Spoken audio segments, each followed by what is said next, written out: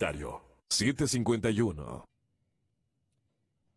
El escenario de días anteriores, con el fallecimiento de 18 de nuestros muchachos que cayeron en el vicio de la droga, nos ha conmovido y conversamos familiar y comunitariamente en repetidas oportunidades de este episodio que nos duele por la forma como fue perpetrado. Y yo les comentaba off the record a mis invitados este momento, a los respetables amigos Fernando Mosquera y Henry Llanes, con quienes vamos a analizar la situación del IES rápidamente. Es un peligro complicadísimo, es un peligro latente, porque invoco a las autoridades del interior, así se llaman ahora del Ministerio de Gobierno. Con todo respeto, señor presidente Moreno, señor vicepresidente Otto, no tiene ningún problema, es nuestro amigo, pero yo les pido comedidamente a los ministros secretarios de Estado y a otros dirigentes que tengan la bondad, especialmente desde la Policía Nacional, de tener y armar una estratagema de precaución por lo que puede seguir ocurriendo con otros centros de rehabilitación disque. Digo disque, deben haber casas respetables. Ahí están indicando en la televisión precisamente.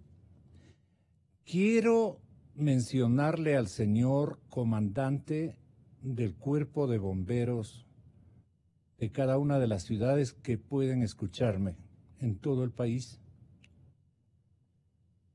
Quiero dirigirme a los señores alcaldes, a los prefectos, a las autoridades de elección popular, pero más a nuestra policía y a nuestro cuerpo, a nuestros cuerpos de bomberos, que son especializados en los primeros auxilios y en desarrollar una estrategia de defensa por la vida de mucha gente que puede vincularse con el aparecimiento de una cadena de estos insucesos, de estos atentados, prácticamente de atentar contra la vida de ellos, en donde caen naturalmente los que nada tuvieron que ver. 3 seguramente de los 18 estuvieron de acuerdo en quemar esos colchones. Perdonen por así tratar el tema, para que me entienda todo el mundo. Los 15 fueron víctimas. Los mismos 3 sobrantes de los muertos y los que han quedado malheridos, con un trauma impresionantemente fuerte. Sus familiares cosa igual. Y si me están escuchando en esas clínicas, sus hacedores clandestinos en la mayor parte de los sitios donde existen estas clínicas en silencio, en el anonimato, digamos, porque las exigencias obviamente tienen que ser más fortalecidas en previsión precisamente de estos eventos.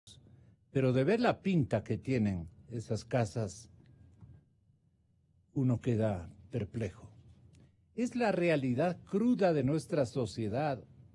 Y no crean que solamente la gente del pueblo está inmersa en esa situación. Nuestros jovencitos, nuestros niños, de otros estamentos de hogares muy bien formados, con padres ejemplares, familias maravillosas,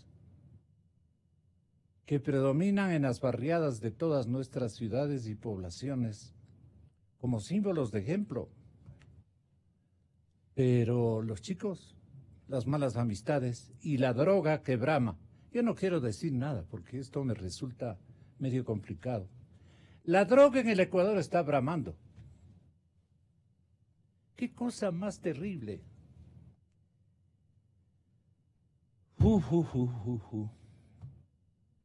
Dios mío. Ampáranos. Bueno, asimismo hay notas que debemos agradecerlas. Estamos cumpliendo un aniversario de la vigencia de la dolarización en nuestro país. Y bien hace el doctor Rodrigo Espinosa, exgerente del Banco Central y prominente figura del análisis económico, gran experiencia. Rodrigo dice, el que firmó el decreto promulgando la dolarización y convenciendo, en este caso al presidente de turno, que tuvo también, y por eso él le alaba, el acierto, la fortaleza, porque no podemos decir, él sabía lo que estaba haciendo. No, habían también,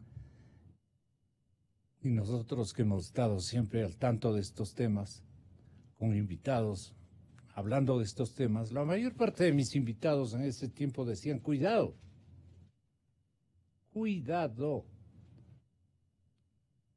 va el país a estaliar. Bueno, los peligros eran obvios. Cambiar la moneda. ¡Qué audacia! Pero el presidente Yamil Maguad, para beneplácito del país, se las jugó. Se las jugó y se marchó, incluso, sí, porque él dijo, voy a esperar en Puerto Seguro a ver qué pasa con este formato monetario. ¿Usted recuerda esa época, doctor Espinosa? Buenos días. Buenos días. ¿Cómo está? Buenos días. Un placer saludarle, Gonzalo. Gracias, doctor. Le preguntaba si usted recuerda cómo fueron las cosas en Carondelet. Mire, Gonzalo, yo conozco que el presidente Maguad pidió asesoría al presidente Clinton. Le llamó por teléfono al presidente Clinton a pedirle asesoría sobre la situación que estaba en el Ecuador. Y el presidente Clinton le comunicó, le dijo que le llame al secretario del Tesoro, que en esa época era Lawrence Summers, famoso economista que fue presidente de la Universidad de Harvard. Y fue él quien le insinuó al presidente Maguad que dolarizara. Sin embargo, en el interior del país hubieron muchas personas que se movieron para que el país se abstenga, tomara como política la dolarización. Le apoyaban, digamos, en la idea. Ahí, ¿quién brillaba con su opinión que usted recuerde, Rodrigo? Bueno, yo creo que fue clave la conversación que tuvo con Lawrence Summers. Ya, pero aquí, ¿quién le apoyaba? ¿Cómo se generó una... Aquí había un grupo que estaba, por ejemplo, Carlos Julio Emanuel era uno de los que estaba empujando por la dolarización, ¿no? Ya. Y él estaba de acuerdo. Sí, él estaba de acuerdo. El Banco Central se oponía. Este es mi noticiero. Y como les digo, fue un grupo nacional que empujaba la dolarización desde mucho tiempo antes, pero yo creo que lo que le movió al presidente Maguad realmente a dolarizar fue el consejo dado por Lawrence Summers. Ya. Y además no tenía otro formato listo para poder salir del gravísimo conflicto macroeconómico y de inestabilidad del Sucre y de falta de recursos y de tragedia económica que estábamos por pasar, ¿no? Sí, entonces estábamos con un problema gravísimo, un Entonces, problema económico sí. gravísimo. ¿Usted reivindica la suerte o el coraje de Yamin Maguad, el expresidente de los ecuatorianos? Sí, sí, claro. Fue una medida muy positiva durante un Pero él periodo. tomó el riesgo, cargó con el riesgo, ¿no? Así es, cargó con riesgo. Ya, Y ya en el país se hablaba de la dolarización desde la época de Bucarán, ¿no? ya. ¿Usted recuerda, doctor Fidel Márquez? ¿Se acuerdan de Fidel Márquez? Tenga la bondad. Usted también creo que recuerda este episodio que no podemos olvidar. La dolarización, ¿qué bienes, con qué bienes contribuyó al desarrollo y a la estabilidad de la economía ecuatoriana después de lo que hemos probado durante 20 años, ¿no? ¿20? 19 y piquito.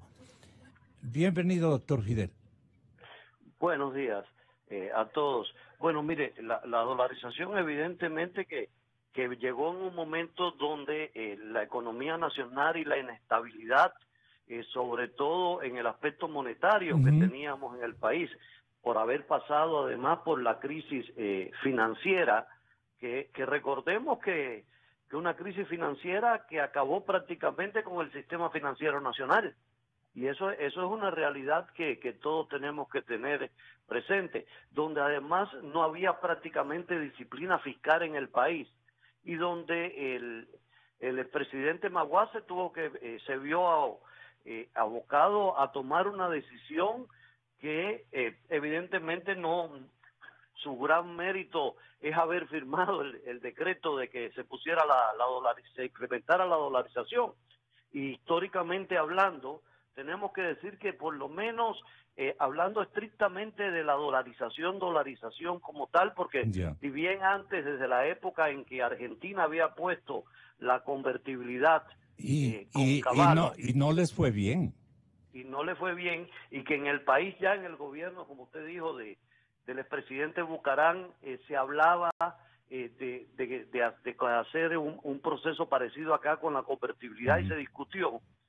Cuando empieza la crisis financiera en el país, recordemos que estamos hablando ya estamos hablando del año 98, el año 99, con la crisis fuerte, después de haber pasado por la inestabilidad política que tuvimos, la falta de disciplina fiscal que se tuvo en el país enormemente, y haber pasado por la guerra, que son todos elementos que de una u otra manera vinieron a hacer caldo de cultivo para que nosotros tuviéramos después la aparición de la dolarización. Apareció el grupo, un foro económico. Foro económico. Desde el punto, más o menos lo componíamos al final, que toda la discusión que tuvimos más de un año discutiendo. Recuerdo a Pancho Suet, creo que era integrante de este foro. Mira, yo recuerdo a Rodrigo Espinosa, a Paulo Concha, Joyce de Ginata, porque nos reuníamos cuando Joyce era la presidenta de la Cámara de la Pequeña Industria de Guayaquil. ¿Se reunían en la Cámara? En la Cámara nos reuníamos en Guayaquil. Estaba Carlos Julio Manuel, Pablo Lucio Paredes, estaba Franklin López Buenaño, Ernesto Arroba Salvador, Olmedo Farfán, estaba Francisco Salles, estaba Murillos, bastante ñaño mono. Sí, el grupo fundamental era de Guayaquil, pero habían quiteños bastante también que discutían y venían desde Quito y nos reuníamos entre ellos lugares. Rodrigo Espinosa. Entre ellos Rodrigo Espinosa. Que le esté escuchando. Y además y participaron también otros que no estaban de acuerdo con la dolarización, pero participaban en los debates, como Leonardo Vicuña. Ya. Que y se estuvo más de un año discutiendo las diferentes desde el punto de vista teórico. ¿Cuándo era más sectario don Leonardo Vicuña? Sí. No, pero esa es la, esa es la verdad realidad, histórica, pues ¿no? Es la realidad. Claro.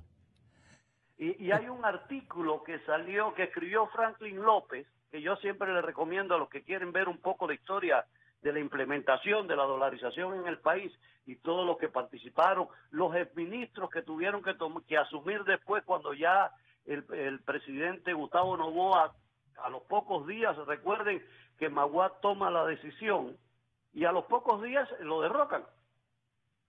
Y quien tiene que hacer la implementación completa del proceso de dolarización prácticamente es el presidente Noboa y los ministros que estuvieron con él. Mi saludo cordial al expresidente Noboa en Guayaquil. Son realidades. Lo que sí es cierto que con la dolarización, gracias a esa dolarización nosotros hemos estado de una u otra manera, y además que no, la dolarización no se le iba a por todo el preguntar, plan. ¿cómo era la situación, cortito, cómo era la situación del país que estaba gerenciando el formato económico el presidente de ese entonces, Yamil Maguad, y el vicepresidente era su binomio, el doctor Noboa? Noboa. Mire, para que tengan una idea... ¿Cómo estaba el país y al cabo de cuántos meses logró estabilizarse la economía a través de la nueva moneda? Sí, mira, para que y poniendo algunos datos que son referentes, cuando antes de implementarse la dolarización, el tipo de cambio fluctuaba enormemente y todos los días nos cambiaban y en el mismo día teníamos varios tipos de cambios que se instauraban varias en el cotizaciones. país. Qué Varias tremendo era eso, sí. Que en algún momento yo tengo registrado que llegamos a tener hasta 32,000 sucres por $1 en un momento pico en un día. Pero lo que sí también tenemos que decir que se había recomendado el Fondo Monetario pasó a ser la Junta Bancaria, sí, la Asociación de Bancos Privados. Ellos resolvían esos problemas ahí en sus despachos, pues, ¿no? Porque hay que decir la plena. Sí, realmente sí. Y por otra parte también el hecho de que, por ejemplo, nosotros, cuando se puso la dolarización en el país, llegamos a tener una inflación de casi el 100%. Bárbaro. Y que después al año ya empezó a bajar y se bajó a 24% la inflación. Y después fue bajando hasta que se estabilizó. Claro, también el tipo de cambio que se instauró, que con la dolarización en el decreto de 25,000 por uno, el tipo de cambio real en ese momento era 14.5. Claro. Y para mí que fue un error conceptual haberlo puesto tan alto, y que la ley de desagio que se debió haber puesto, debió haberse instaurado también con tasas de interés más hacia la baja, poniendo controles para que no se especulara tanto, ¿no? Pero ya son las realidades históricas y son problemas conceptuales. La gran realidad es que al año, ya que uno de los indicadores que se planteaba y que habíamos discutido era que el señoriaje debía ser menor, el impuesto por señoriaje debería, lo que recibía el país como tal por el concepto de señoriaje, por la emisión de moneda propia, debería ser menor al crecimiento económico que se tuviera para que este fuera adecuado y fuera factible la dolarización. Y sí se logró en el corto tiempo. Fantástico. Fuimos, y me pongo de primer nivel, ¿fuimos injustos con el presidente Maguad? A ver, yo creo que el presidente Maguad políticamente ya estaba mal. Y la medida la tomó muy tarde. Ya no había opción para que se pudiera zapar desde el punto de vista político. ¿Y quién implementó, Rodrigo Espinosa? ¿Quién implementó adecuadamente? Que a usted le conste. Bueno, aquí hubo una participación muy activa del Fondo Monetario Internacional. Ellos participaron activamente con el Banco Mundial y dieron la asesoría debida para la adaptación de la dolarización en el país. Pero había un antecedente negativo que era la experiencia argentina. ¿Cómo No, es que no, permitieron acá y vinieron no. en ayuda de que se implemente adecuadamente el nuevo formato monetario, doctor? No, en el caso de la Argentina, esta modificación del tipo de cambio fue un producto argentino. Usted sabe ese tipo Una de cosas. idea Entonces, en el mal, cambio, en mal el Ecuador elaborada.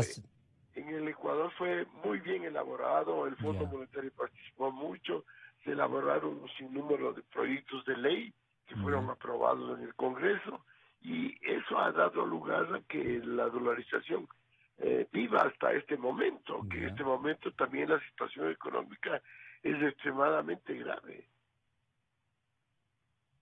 Y nadie sabe el desenlace de este macro proceso histórico. Le pregunto a mi invitado en el estudio, Fernando Mosquera, economista, antes de entrar a lo del IES. Eh, Nadie atina ni en forma retórico-académica, ni de manera suelta desde el Estado llano, nos pueden decir, ¿y a dónde irá la dolarización? ¿Algún momento? ¿Cuándo terminará su oxígeno? Los cuidados también y los temores que tenía la población una vez que ya se hizo dueña de una moneda fuerte en el planeta, ¿nos hemos sabido cuidar o más bien eso ha dado lugar, ha generado un escenario para otro tipo de aptitudes para lo que la mente creativa de los ecuatorianos de mala formación en la familia, en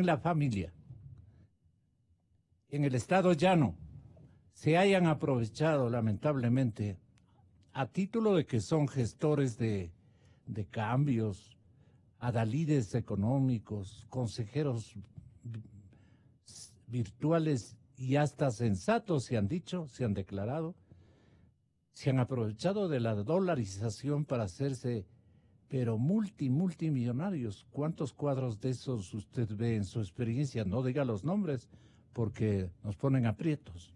Gracias, Gonzalo. Un saludo a todos los cientos de miles de oyentes que tiene usted y a los dos colegas, Márquez y Rodrigo Espinosa, que están en la línea telefónica. Gracias a la dolarización, no estamos en un panorama político muy parecido al de Venezuela. Fue algo que nos libró del pésimo y la pésima conducción económica del anterior gobierno. Cuando damos clases en las universidades, ponemos un ejemplo sobre la dolarización.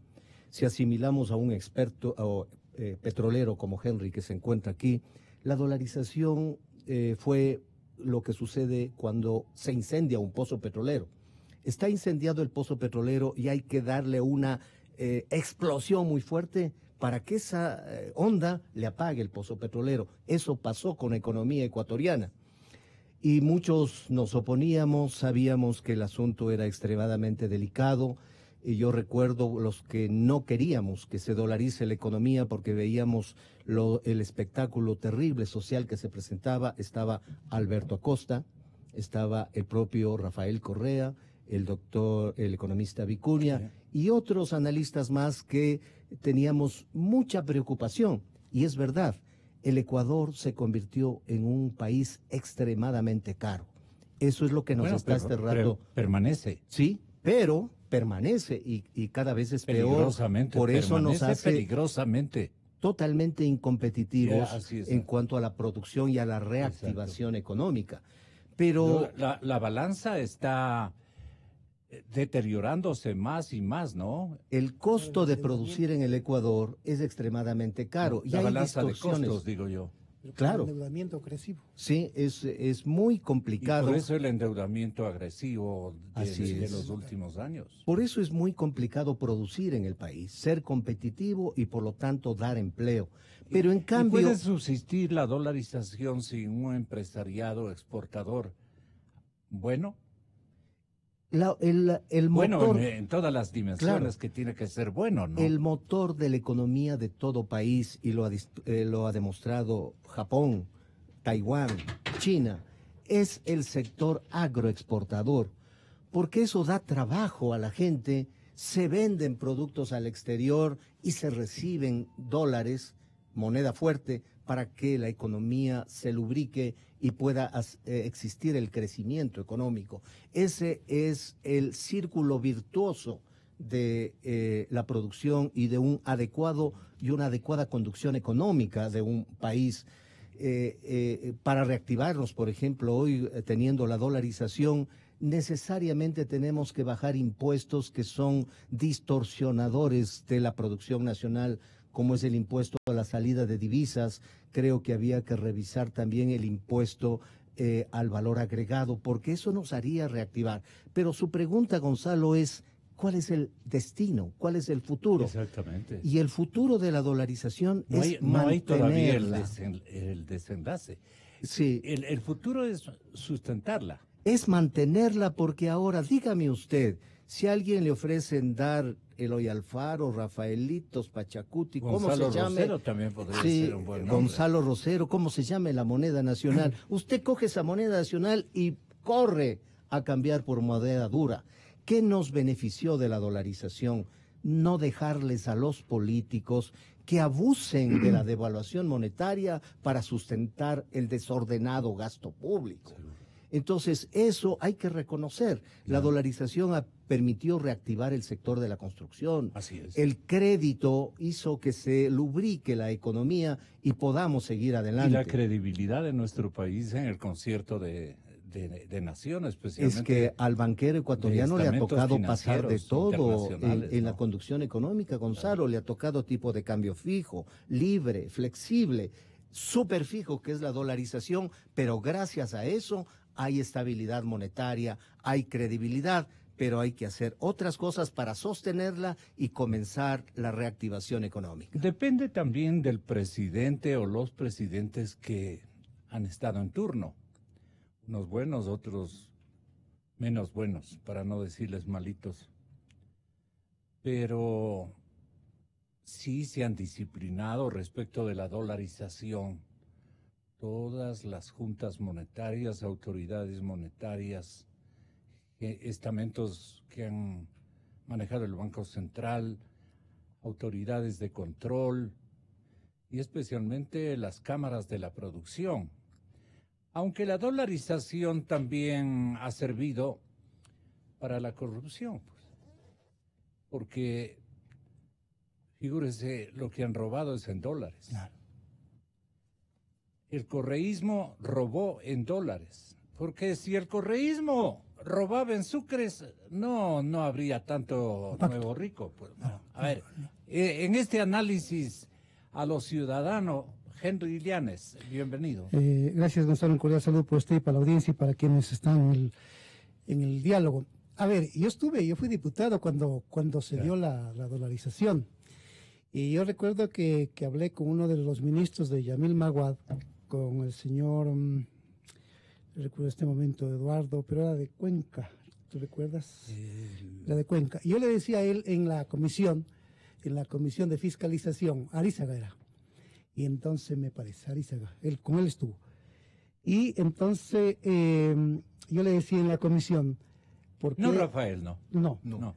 Él es más antiguito. No. Más joven. Y yo le decía a él, era ministro que compareció justamente este proceso, y yo le decía, si el presidente Maguad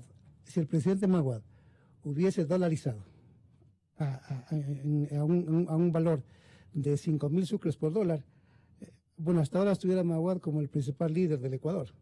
Y lo que pasa es que Maguad se atrasó, como dice el economista Márquez, ¿no? Porque si Maguad... Miguel Márquez, porque si Fidel Márquez, sí.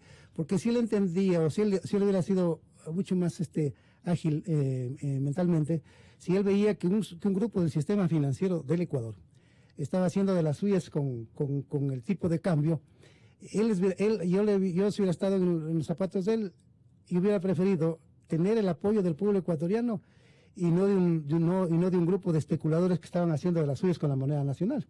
Entonces yo le decía a él, yo le hubiera dolarizado a 5.000 sucres por dólar. Le dije, eso está grabado ahí en la comisión. Y entonces, claro, él decía que matemáticamente no era posible, una serie de términos técnicos, y allí sí ya no me meto porque, como decía mi hijita cuando estaba en 3 años, eso yo no sabo. Pero lo que le quiero decir, Gonzalo y Radio Escuchas, verá, la dolarización tiene futuro en dos cosas.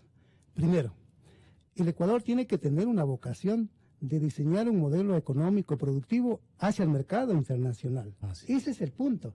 Y entonces, lo dije de comienzo. Sí, sí. Y si queremos ir por ahí... Economía de exportaciones. Y si queremos ir por ahí, las exportaciones tienen que tener arancel cero para que sean competitivas, para que se vendan a la altura que vende Colombia o Perú o menos. Segundo, tiene que haber arancel cero para los bienes de capital e insumos y materias primas que se requiere para mover el aparato productivo del Ecuador. Por lo siguiente, un profesor en la Católica, yo me eduqué en la Católica, cuando vi el CONADE, él decía que el Ecuador es fuertemente dependiente de su economía. El 90% de los bienes de capital eran importados, o sea, casi todo, a fines de los 80, ¿no? Y entonces entramos a los años 90. Sí, las importaciones, somos mayormente dependientes de las importaciones, somos dependientes del dólar y somos dependientes de un fuerte endeudamiento público. Entonces entendiendo el panorama así como está, lo que hay que hacer es trabajar duro para ser fuertes en las exportaciones. Miren el caso de Chile. En abril del año 2016, ¿no? En el Diario del Comercio, en el Diario del Expreso, el presidente de la Cámara de Industria de Chile dio una entrevista que fue recogida por el Diario del Expreso. Es en abril. ¿Sabe qué dijo él? Chile tiene firmados con los mercados internacionales más de 60 convenios. El 95%, decía, de la producción de Chile es para la exportación. Y los convenios que hemos firmado con el mercado internacional es para cubrir una población de 4.500 millones de dólares. Y ellos tienen moneda propia. Y entonces por eso es que Chile es sólido. Y no, claro, no tienen dólar, tienen moneda propia, pero el dólar lo manejan de manera correcta, que sea una palanca muy fuerte para su economía. Mire, entonces en el caso del Ecuador, tenemos que ver el ejemplo de Chile y tenemos que ser mucho más eficaces. Yo creo que ahí está el espejo. Ahí está la kit. Solo así se puede sostener la dolarización, porque eso puede dinamizar la economía interna. Miren, a mí lo que me preocupó los datos del INEC en septiembre del año pasado. De 17.100.000 personas que tiene el Ecuador, según el análisis que hizo Marco Flores, el 25% vivía en el Ecuador hasta con $90 a ese mes, ¿no? Y 1.600.000... ¿Vale? Tragedia. Una tragedia. Y 1.600.000 personas vivía hasta con $45 al mes. Preguntemos, ¿nosotros podremos vivir con $45? Nosotros ni para un niño. Podemos vivir con 90, ¿no? Entonces, ese es el problema. Familiarmente, a veces, imposible. En clase media, media alta, ni un día. Ni un día. Entonces, digo usted, mire, y entonces los líderes no económicos, sociales y políticos y de la comunicación, es que cómo tiene que ir insertando a esa población que está subempleada, ¿no? Y desempleados en este modelo económico que es muy fuerte hacia la exportación. Solo así se puede sostener. Y siempre ese es el lenguaje, ¿no? A mí me gusta el lenguaje del presidente Moreno. El emprendimiento. Él sueña en el emprendimiento, siempre lo refiero. Sí. Pero no alcanza a instrumentarlo. Es que ahí está el punto. Porque la dolarización, recuerdo que el discurso, cuando se implementó, cuando se implementó, ¿qué decíamos? La dolarización, 3 puntos. Deuda, más deuda, inversión extranjera directa y exportación. Estamos solamente endeudados, ya no es el camino. Entonces hay que impulsar la inversión extranjera directa, sí, pero con un modelo político y de confianza, ¿no? Y con un sistema jurídico de confianza. Solo así puede entrar para cambiar esto. ¿En dónde? En el sector petrolero, qué sé yo. Yo me demoro en esto, ¿sabe por qué? Porque estamos este momento en un trance muy malo. Muy difícil. Les alerto, ecuatorianos, les alerto, ciudadanos, compatriotas de todas las clases sociales, de todas las condiciones económicas, especialmente los que manejamos empresas propias. Hay que tener en este año muchísimo cuidado, tremendo cuidado.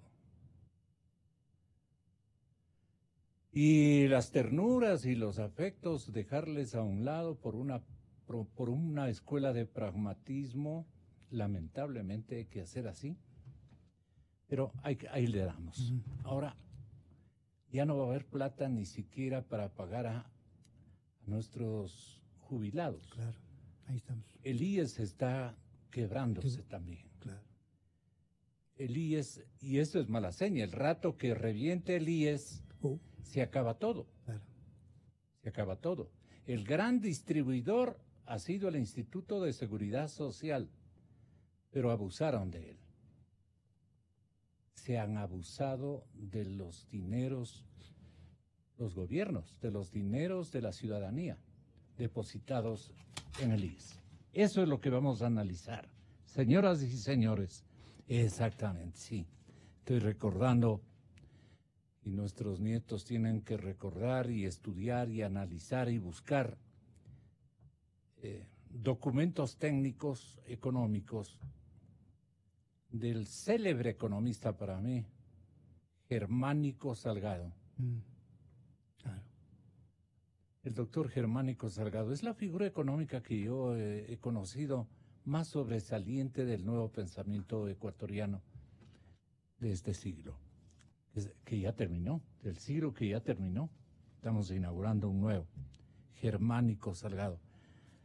Bueno, ¿qué decimos del IES, doctor? Gracias. ¿Cuáles son los peligros inminentes? Gracias, Gonzalo. Realmente el tema que vamos a abordar es de singular importancia. En una sola participación, ¿verdad? Sí, es de singular importancia porque de los veedores ciudadanos, que somos más de 20, apenas 2 o 3, 4 tal vez estuvimos en la lectura de los informes que hizo la Contraloría General del Estado y que en comienzo eran 21 exámenes, que luego subieron a 27, luego a 31 y hoy superan los 35 exámenes, de los cuales se leyeron 8 que voy a poner en conocimiento del público. Realmente es aterrante lo que ha sucedido en el Instituto de Seguridad Social. Yo me hago responsable de lo que voy a decir. El anterior gobierno fue el que más daño le causó al Instituto Ecuatoriano de Seguridad Social.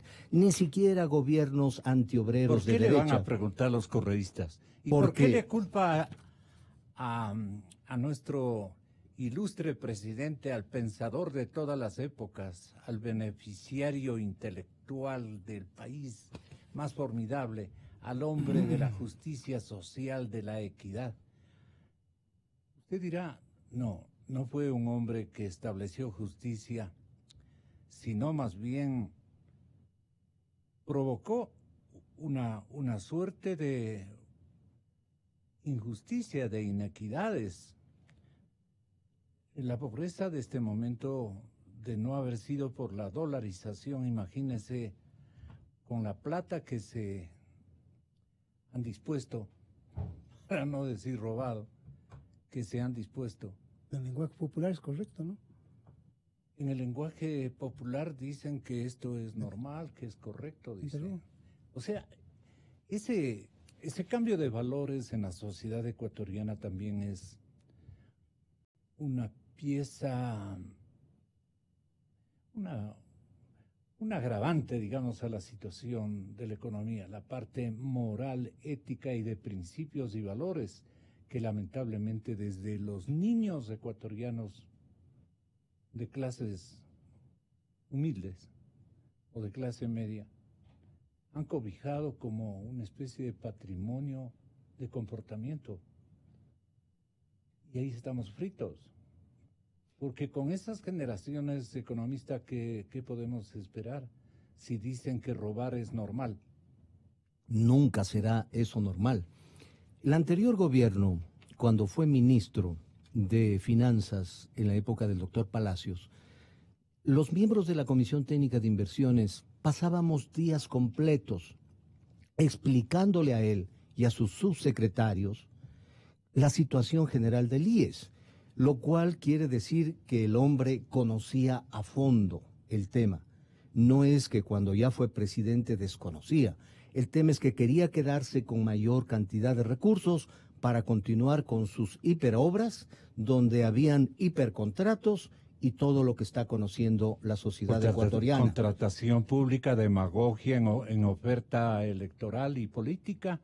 Ese era su estilo, ¿no? Ese fue su estilo. No fue el técnico que manejó la economía, sino el político que pensaba simplemente en votos, nada más que votos.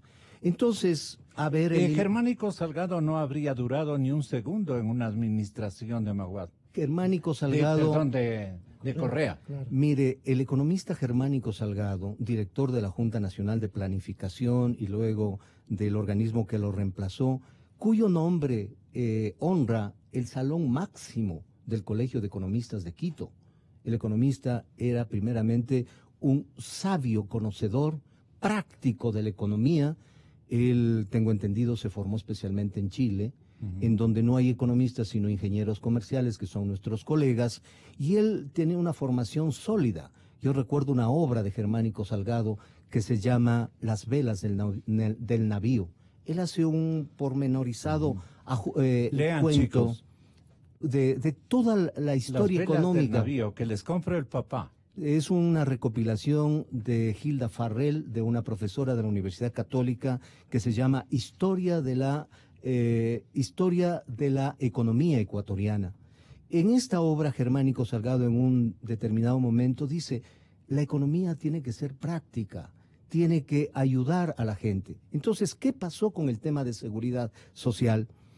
No podemos comprender. A Otto habría que también invitarle a que lea esta obra. Obviamente, seguramente él sí lo leyó, porque considero que es un economista de lo poco que le he podido escuchar, con muy buen criterio, muy bien preparado.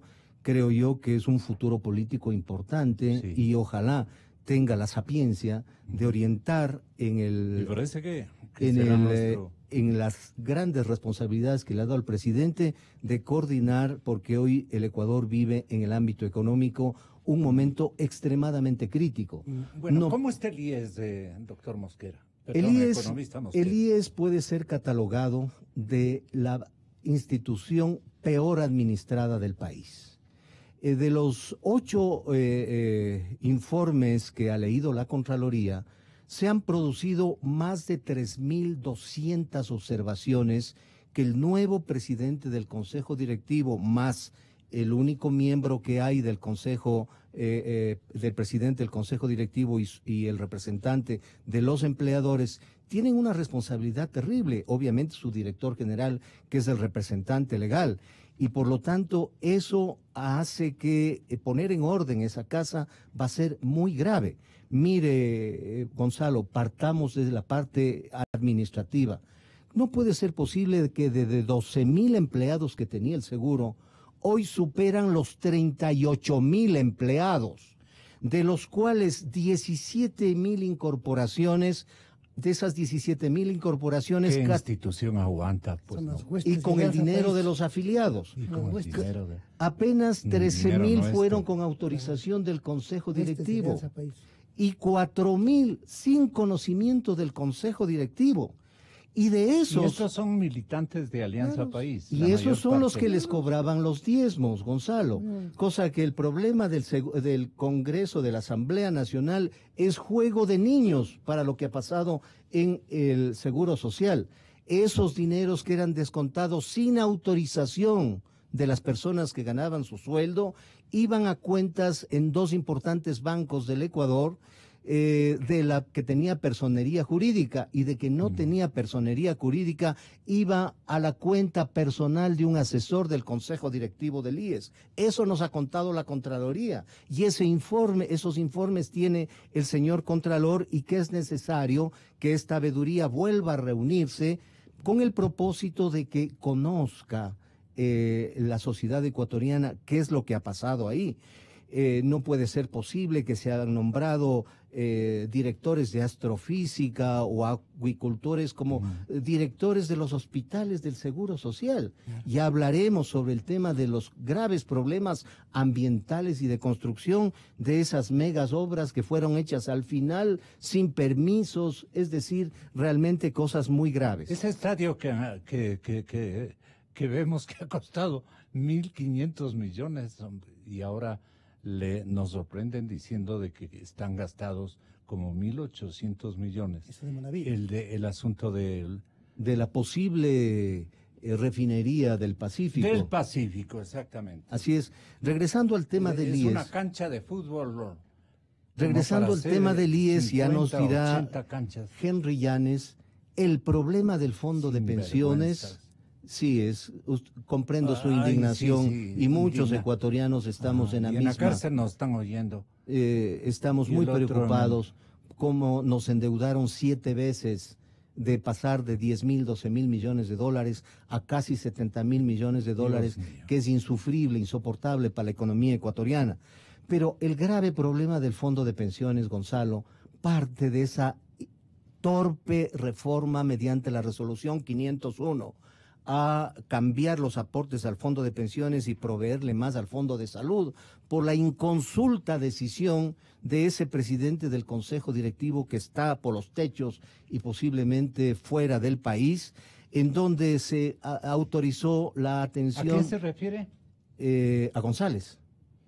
Pero el Lotrito también, el que está... No, sí, bueno. Pero yo me refiero porque en la época de él se autorizó la atención a mayores de 6 años hasta los 18 Correa. años. ¿Y qué es Se lo que dejó convencer del presidente Correa? era para mejorar la imagen del IES, pero sin financiamiento, Gonzalo?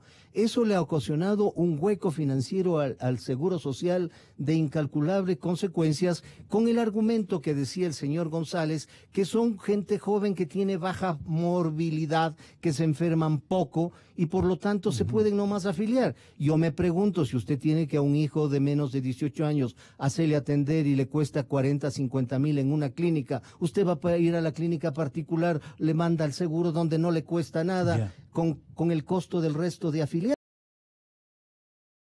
A quien ha tenido una apertura enorme, la Mesa de Seguridad Social se ha reunido últimamente en jornadas de 8 horas al día para que este brillante joven político que tiene un buen futuro escuche tiene un buen futuro también el hermano. Y que conozca efectivamente de primera mano y de gente que conoce, como el caso de los compañeros de la Mesa de Seguridad Social, la economista Palán, el ingeniero Jorge Madera, la doctora Carmen Corral, el actuario Rodrigo Ibarra. Así es. Le hemos podido indicar, algo de manera urgente, que no pasa por el incremento de las pensiones, que no pasa por el incremento de la edad de jubilación, y hablaremos de eso, pero hay que arreglar Paul, el problema. Tenga la bondad de elaborarnos un acercamiento a la realidad del instituto para que Henry Lianes lo analice. Doctor Paul. Se suscribió recién hace pocos días un convenio con Naciones Unidas en 2 ejes de actuación. Primero, en el acompañamiento de lo que será... Él es partidario de que entre, igual que en el otro asunto, Naciones Unidas, dice. No, yo lo que le pido a usted, compañero de producción, es ¿cuál es el diagnóstico cuantitativo de quiebre de la situación financiera del Instituto Ecuatoriano de Seguridad Social? Porque este es el cuento de las Naciones Unidas. Dice, ya que nos dio resultado Naciones Unidas en el otro problema, también le metamos acá, no sé. Me parece que es una buena idea. Pero vamos viendo. ¿Cómo está el IES? El IES está en terapia intensiva, y que si no hay un buen médico puede colapsar e impactar a más de 3 millones de afiliados y 450.000 jubilados. Y si a ese número lo multiplicamos por 4 miembros de familia, puede impactar en 12 millones de personas en el Ecuador. Y entonces tenemos que tener alerta, y yo le hago una convocatoria a los afiliados y jubilados del Ecuador para entonces nosotros en este año emprender acciones en intenso, porque el Ecuador tiene que entender de que nosotros somos... Usted tiene representación en el sector de los jubilados. Sí. Y acabamos de conformar ya una asociación de afiliados, jubilados y pensionistas, porque no había una organización expresa que englobe a todo el universo. Entonces ya fuimos notificados a través de un acuerdo ministerial, y les vamos a notificar, es la Asociación de Afiliados, Jubilados y Pensionistas. ¿Qué piensan ustedes provocar? Trabajar fuertemente en procesos de fiscalización, veeduría, rendición de cuentas, porque yo, querido Gonzalo, he aportado más de 27 años de mi remuneración, en los últimos años el 20.6% con el empleador, pero al final ese dinero es mío. Y yo le quiero decir al Ecuador que ese dinero a mí no me van a robar como afiliado al IES. No me lo van a robar, porque los voy a demandar. Y entonces todos ¿Usted ya tiene lista la demanda? Sí, aquí está. Y hoy voy a presentar Sí. a la Fiscalía a las 10 de la mañana. Señora ministra fiscal general del Estado, Sí. esto va en serio. Sí. Denuncia. Sí. El gobierno de Correa menoscabó el patrimonio del IES contradiciendo el artículo 372 de la Constitución Política del Estado. Aquí necesito auxiliares. 372. Está en el documento también, querido Gonzalo. A ver, Está en la página 10, está en letras mayúsculas. En la página 10. ya le En la veo. página 10. Ahí dice Gracias. las reformas a la ley de seguridad social. ¿Y qué tal si más bien usted mismo sí, le explica? Sí, creo que La deben- denuncia, dice. Sí, las reformas a la ley de seguridad social en el gobierno del economista Rafael Vicente Correa Delgado contradicen en forma explícita lo dispuesto en el artículo 372 de la Constitución de la República que estipula, y yo le dije esto al señor Rodas en la Asamblea, así como usted me está escuchando y el país.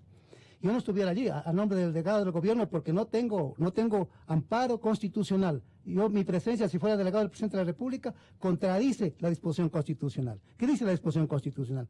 Los fondos y reservas del seguro universal obligatorio serán propios y distintos de los del fisco. Y es lógico. ¿Ya? Y Le repitamos esto dice, para los desmemoriados. los fondos y reservas del seguro universal obligatorio serán propios y distintos de los del fisco. Y lo que dice la segunda parte es mucho más importante todavía. Y servirán. Son propios del fisco, parece que han entendido Sí, así lo los entienden, exdirectores como que es del y Estado. expresidentes, Claro. cualquier Mi cantidad plata, que se han tomado el dinero ajeno. Mi plata no es del fisco, Así no es. es recurso público, no es de las finanzas públicas, así que lo que Se están- robaron de así- la población Así que lo que están afiliada. confundidos que son dineros públicos o de las finanzas públicas son unos grandes estúpidos. Perdónenme decir así Sí. porque no puede ser. Y luego, O sea, no es una denuncia solamente o una demanda suya, sino que involucra a todos los que así perdimos el dinero. Claro. Me Y anoto yo también. yo me y mis meto, hijos. yo me meto porque yo soy afiliado. Yo he puesto el 20% de mi dinero, que si eso estuviera en un seguro privado, y si me maneja mal el seguro privado, le meten en un juicio penal. Pero aquí los voy a demandar. Aquí los voy a demandar y yo le digo a la señora fiscal que yo me reservo el derecho de interponer acusación particular. ¿Por qué? Usted le dice a la ministra fiscal, Sí, sí, vea sí. señora, Sí. ninguna institución del Estado podrá intervenir o disponer de sus fondos y reservas, ni menoscabar su patrimonio, Así es. señora fiscal. Así ¿Qué es. tiene que hacer la fiscal economista Fernando Mosquera? La señora fiscal tiene que recuperar la dignidad de la fiscalía a nombre del Ministerio Público, defender a gran parte de la población económicamente activa que tiene el lujo de aportar al seguro social y que de lo que le descuentan al trabajador, de lo que da el empleador, se convierte en remuneración. Por lo tanto, ese dinero es distinto del Estado, no le pertenece al Estado, le pertenece a cada uno de los trabajadores. Y eso hay que proteger. Seguimos aportando mensualmente, pero no es para que se pongan en el bolsillo los gobiernos de turno. Sí, pues, mire cómo Correa menoscabó el patrimonio. Cerca de 10 mil millones de dólares. Cerca de 10 mil millones de dólares. ¿Sabe por qué? Cuando le quitó el 40%, donde tienen que responder todos ellos, Claro. ¿no? ¿Sabe cuál es el impacto económico? ¿Sabe cuál es el daño material? ¿Sabe Ya. cuál es el daño social? De 5.018 millones de dólares entre mayo del año 2015 a diciembre del año 2018. El impacto, el daño material al seguro social obligatorio es de 5.000 millones de dólares. Entonces, ¿qué quiere decir? Pregunta es, ¿menoscabó o no menoscabó Correa el patrimonio del IES? Sí, le quitó 5.000 millones de dólares. Pero además, al frente. Y déjeme- dirán, ¿y por qué le culpan a Correa? Ah, ¿Qué pues, responderá usted? Él impulsó la reforma. Él impulsó la reforma contradiciendo el artículo 372 de la Constitución de la República que le dice Con la que ley que ninguna eliminó el institución 40%. del Estado debe intervenir en el manejo de fondos y reservas ni menoscabar el patrimonio, dice la Constitución de la República. Y luego, entonces, estos señores del IES, como se vieron en aprietos, ¿no? Al quitar el 40% Correa, ¿sabe qué hicieron? Le sacaron plata del fondo de reserva, le sacaron plata del ahorro. ¿Sabe cuánto le sacaron en los 3 años, Gonzalo? 4.282 millones de dólares. Es más ahora, Henry. Yo creo que está más. 5.000 millones es la información Pues bien última está, de bien, IES, bien que las está mi dato, desinversiones. bien está mi dato. 10.000 millones de dólares le menoscabó el patrimonio Correa y sus secuaces al IES, a los trabajadores, a los asegurados, a los afiliados. Yo le alerto a la República ¿Y qué de este gran dicen perjuicio. los correístas de este momento, los del Estado llano economista? ¿Por qué están tan equivocados? Antes de contestarle su inteligente pregunta, mire, para que el pueblo se dé cuenta de la barbaridad que sucedió, es el doble entre lo que tuvo que desinvertir y lo que no le dio el Estado. Es 2 veces lo que Trump está pidiendo al Congreso para hacer el muro, claro. Para que se dé cuenta la gente la barbaridad de plata que tuvo que menoscabar el patrimonio del IES para poder atender con el pago de jubilaciones. 2 muros para el señor Trump. Haríamos 2 muros para el señor Trump, con lo que el Estado le perjudicó al seguro social. Entonces, esto alguien tiene que responder. Alguien tiene que decir cuáles fueron los diputados que aprobaron la eliminación del 40% sin informes de la Superintendencia de Bancos. ¿Cuáles diputados fueron? Todos los que aprobaron eran más de 100 correístas. No, imposible recordar uno por uno. No, imposible recordar, pero le digo sí. que en la Superintendencia de Bancos ¿Y a dónde estaba tiene que apelar? obligada. Porque se va a hacer gringa a la señora fiscal. ¿A dónde tiene que acudir a este momento para ver los nombres? Al Congreso Nacional, al Congreso Nacional, los que aprobaron la ley de eliminación del 40%. Porque esa es la reforma que, En la página 11 está la que propuesta. construye este engranaje de... Así es, el de asalto acabose, al ahorro de nacional. de acabose del fondo. Y verá, decían que el IES desborda de dinero, que tiene plata, lo que sea, para... Si nosotros comparamos a economías parecidas como es de Chile, Uruguay, sí, ellos tienen el 70 y el 80% del PIB en fondo de pensiones y la mayoría por medio del mercado de valores, impulsando las empresas que venden, que exportan al exterior. Nosotros, inclusive, si es que seguía pagando el 40%, apenas teníamos 13,000 millones de dólares y hoy es más o menos 7,000 millones de dólares lo que tenemos, es decir, casi nada en ahorro para atender el 7% del PIB. Usted termina el programa en esta parte, afiliado Henry Llanes, a nombre nuestro, licenciado. Bueno, el daño material está demostrado por lo que dice Fernando, que tuvieron que sacar del ahorro 5,000 millones de dólares. Y si no se hubiese sacado los 5,000 millones de dólares, eso estuviera generando rendimiento financiero. De manera que en materia de finanzas es triple el daño material que le causó Correa al seguro social obligatorio. Pero hay un cuarto, que está en la página 3. Sucede que algunos gobiernos de manera demagógica, de manera irresponsable, sin tener estudios actuariales y sin tener los recursos para cubrir estas prestaciones, ¿a qué se comprometieron?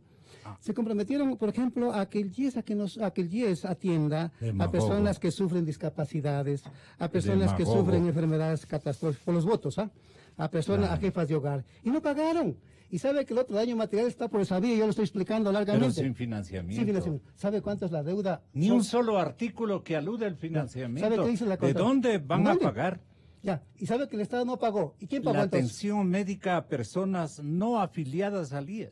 ¿Sabe que el Estado no pagó? ¿Sabe quién pagó? Pagó usted como afiliado, yo como afiliado y todos los 3 millones y los millones de afiliados de este país. Y entonces sucede que la deuda de la deuda no pagada por el Estado en atención médica a estas personas asciende actualmente a 3,100 millones de dólares y el Estado no quiere pagar.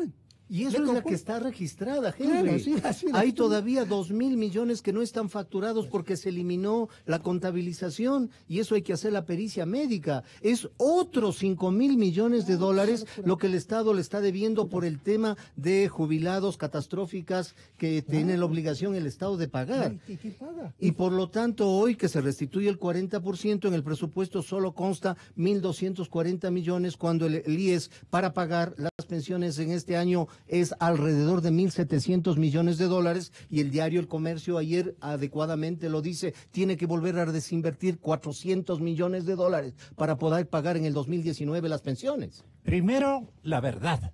Inicio de espacio promocional y publicitario.